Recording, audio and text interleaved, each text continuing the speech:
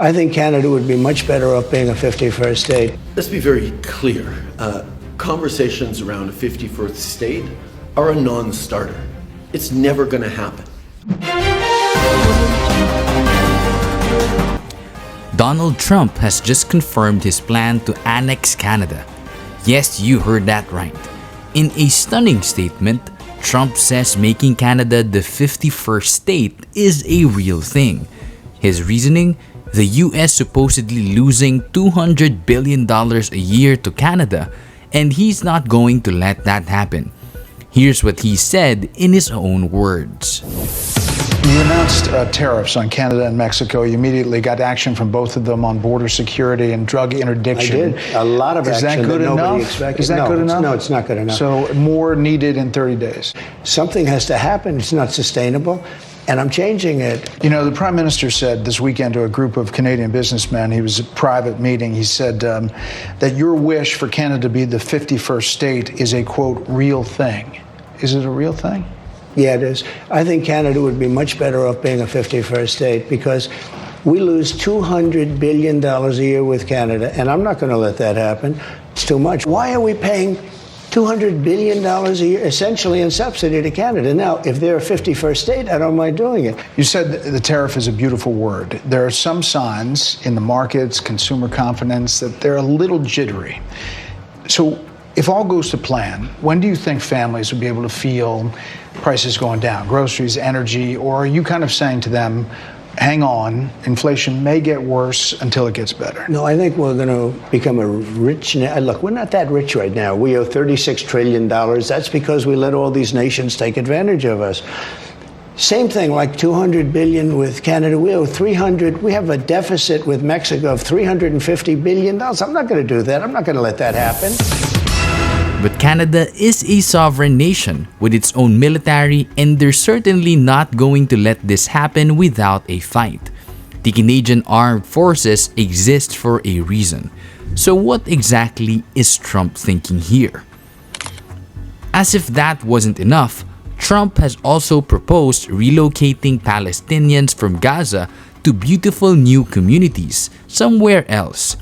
He describes it as a real estate development project. Here's what he said.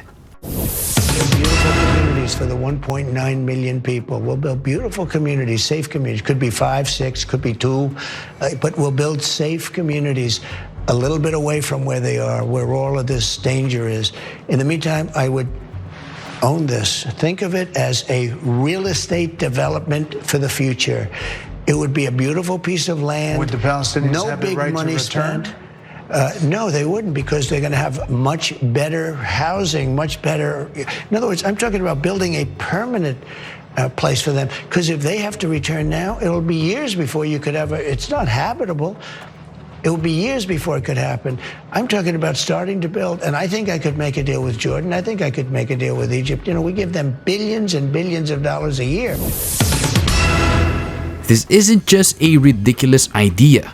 It's impossible. Jordan and Egypt won't accept millions of refugees because it would destabilize their countries. The Palestinians themselves won't just leave their ancestral homeland.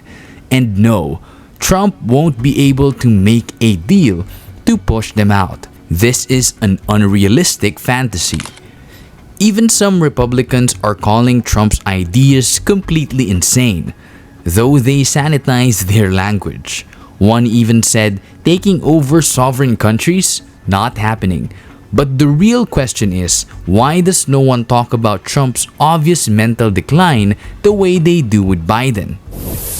Okay, at some point, I hope people start talking about Donald Trump's obvious mental decline and cognitive inability as they did with Biden.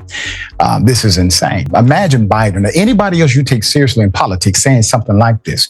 You would claim they have lost their mind, off their rocker.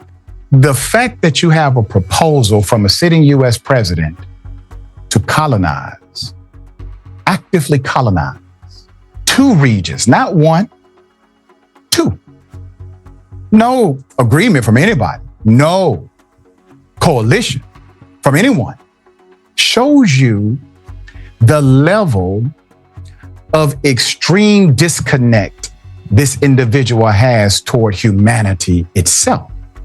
The Palestinians, average age 19.1. It is a young community. They don't have the diplomatic and alliedship or allies throughout the world as, let's say, Israel does. They don't have the PR wing as a Netanyahu. Republicans have gone on record, ironically, 2 or 3 of them, to talk about how utterly insane this is from Donald Trump. They sanitize the language that would say things like, well, he has a big imagination. One actually said, us taking over sovereign countries? No, not happening. Big ups to that lone Republican who said so. But at some point, these checks got to balance.